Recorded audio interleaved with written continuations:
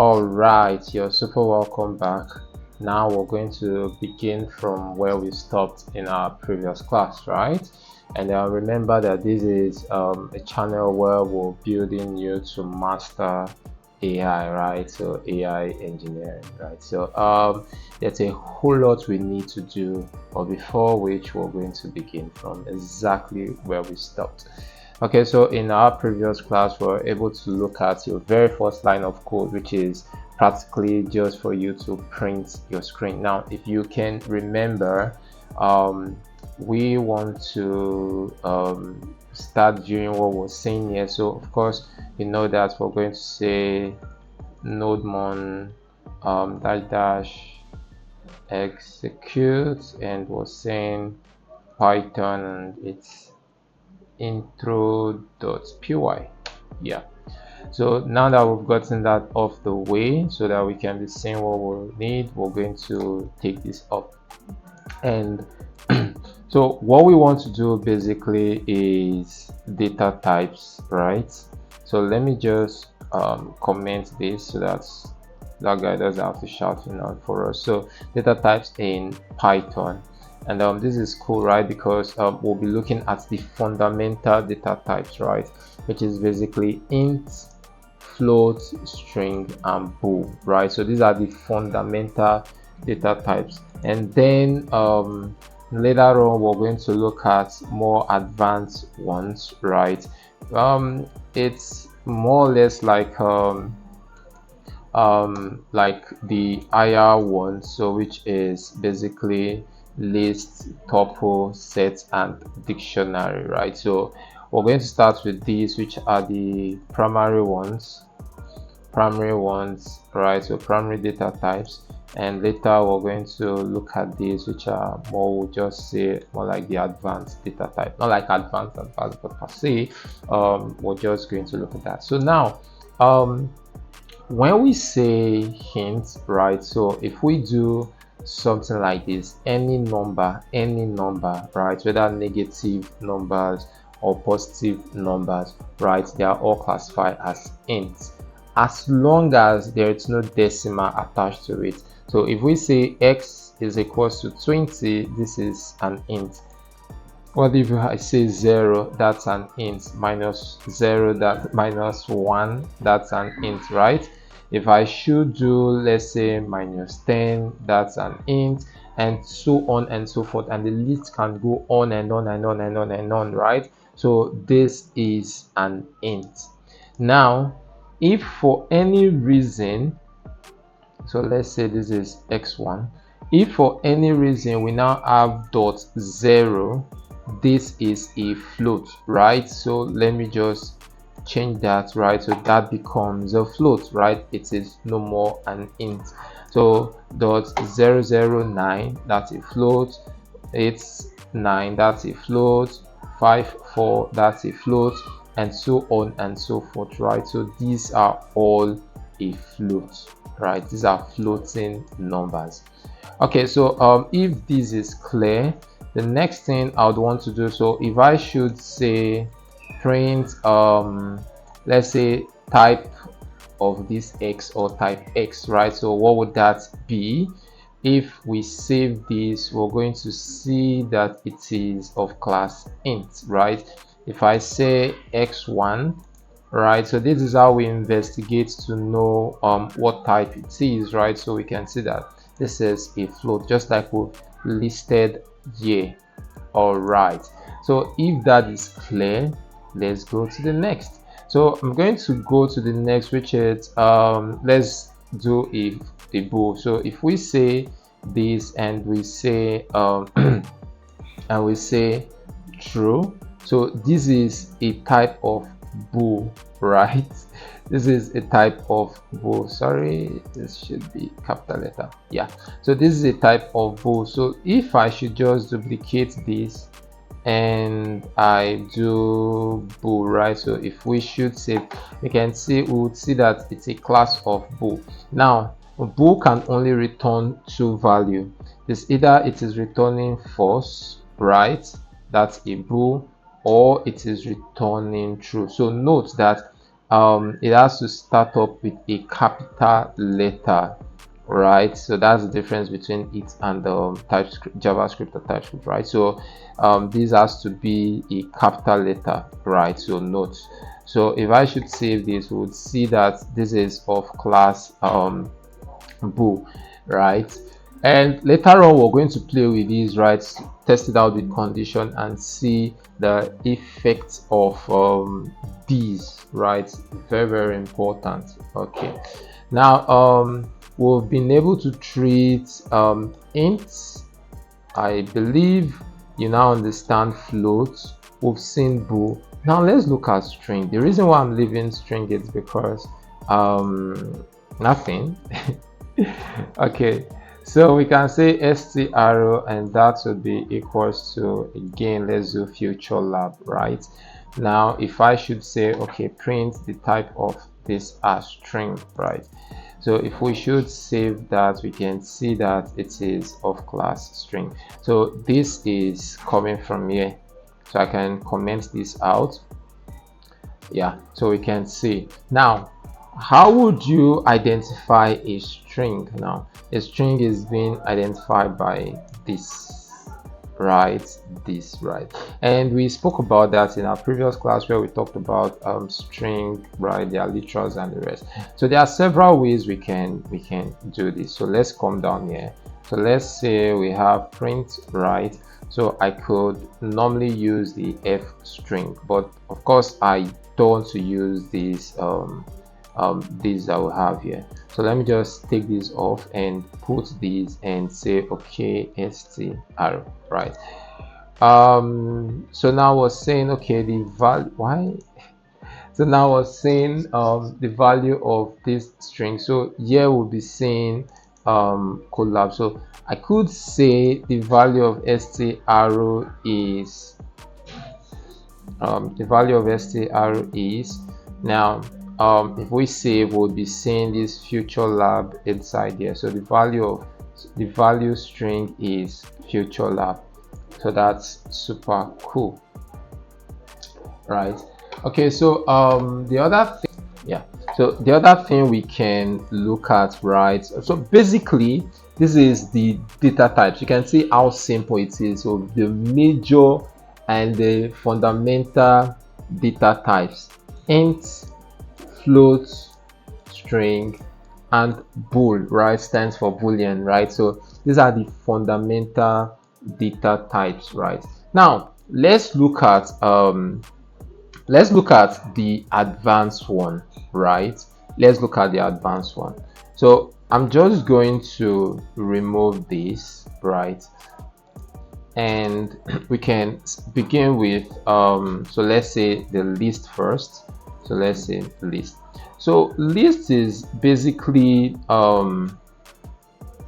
it's basically a square bracket, right? So that's how we can identify a list. So a square bracket that holds different data types. Now these data types can be number, can be string, can be what have you, right? So number, string, it can even be list itself, it can be anything you'd want to consider, right? So list can hold several things. So what I'm going to do now is I can come here and say, okay, let's print out this I don't want to look at the type, right? So let's print out this my list. So if we should print out this my list, this is what we're going to get. Let me just zoom it out one more time so that we can see it clearly, right? So this is what we're going to get, right? So we can see the list now, like I earlier mentioned. So let's say listed data, right? And we come here, so you can see that I can take in a string value, I can take in number, I can take in it can take in float, and it can take in boolean. It can even take in list itself. So let me just put an empty, yeah, so an empty list, right? And it can take in I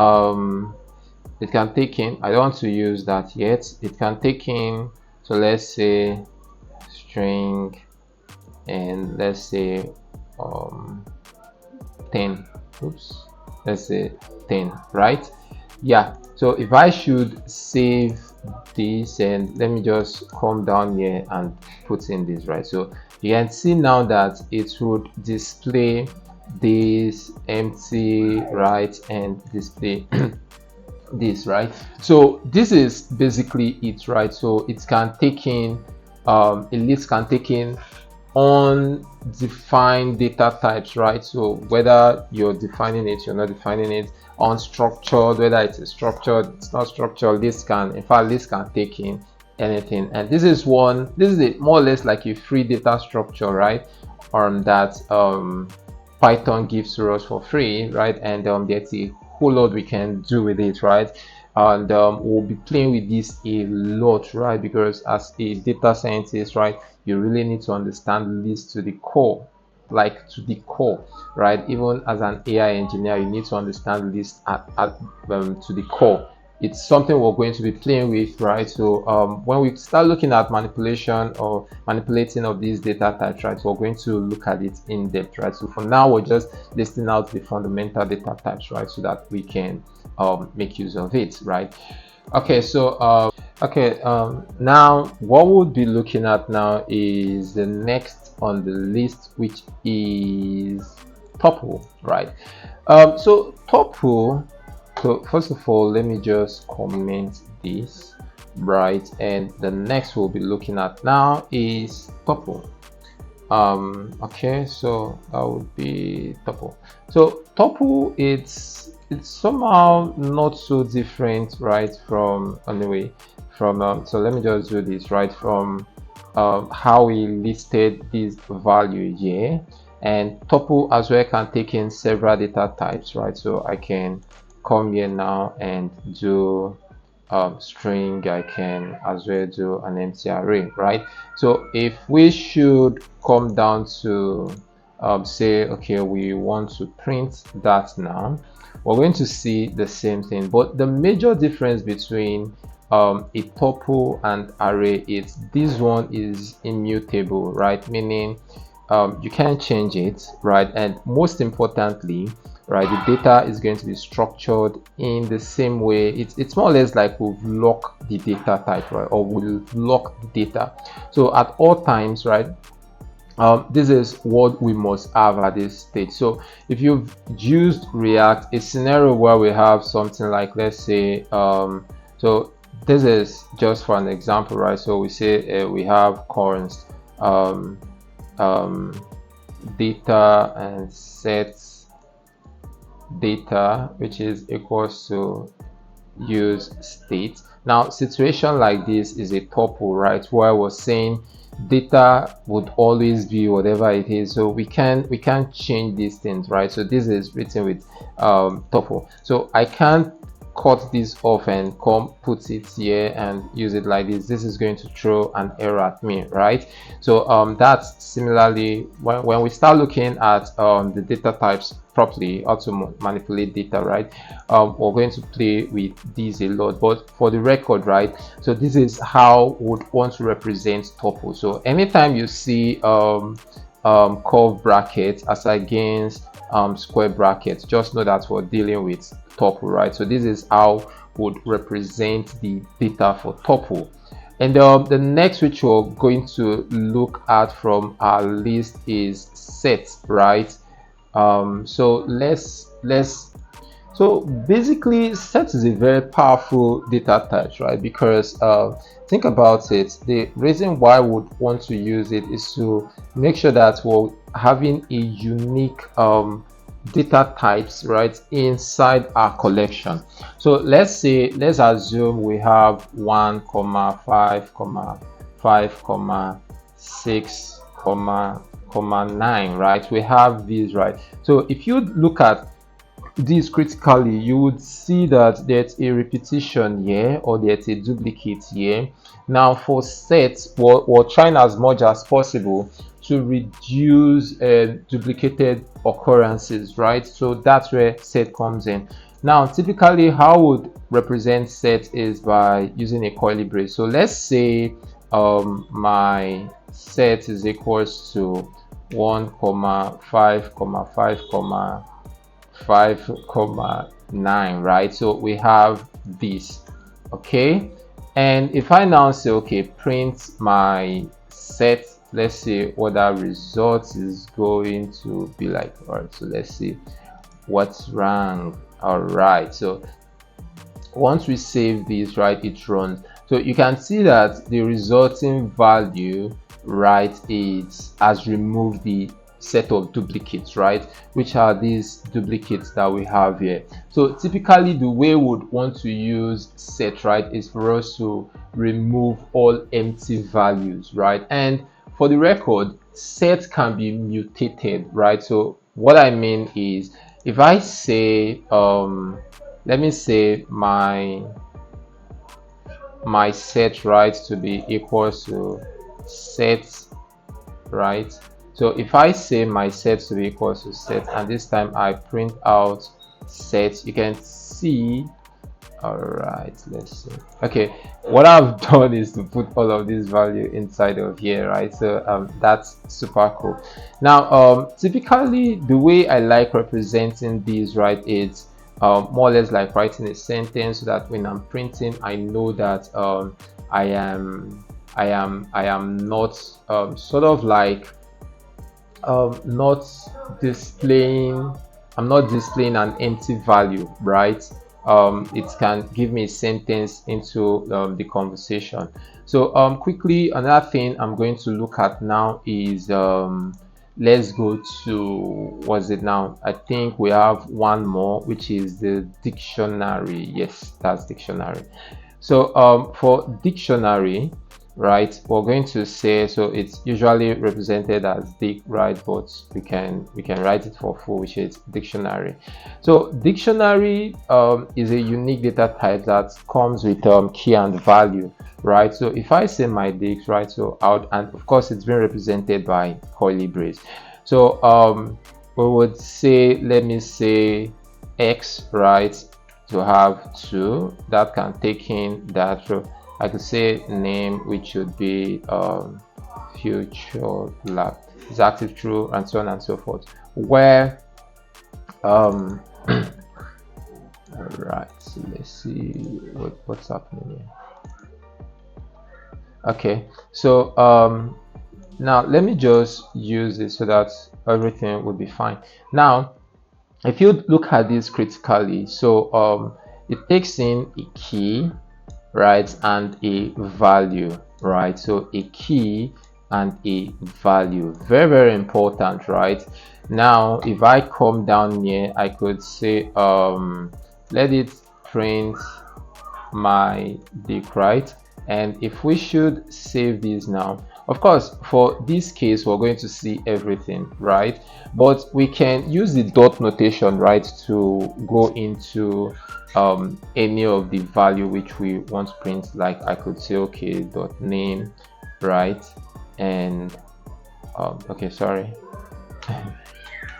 All right, so if I use the square notation, right, to get into any, so once I save, it's going to print out this future lab. So what I'm doing with this is I'm going into that particular value, right, or that particular part in this dictionary, right, to get the value of it, right? So again, I could copy this and come here and just print out. So I'm going to see true, right? So so majorly these are the 8 data types that you need to practice in Python. And in our next class, what we'll be looking at now is we'll be breaking each of them, like we'll be taking each of them, looking at the method that they have, right? Because that's how mastering comes in. Once you know how to handle the method, you'll be cool and good to go. I hope this is clear enough. If there's any part you're not so clear, just ask me a question, but as soon as you ask me, of course I'll respond to that. And most importantly, the more we practice on this, the better you become and the clearer it is. All right, so see you in our next class. Yeah.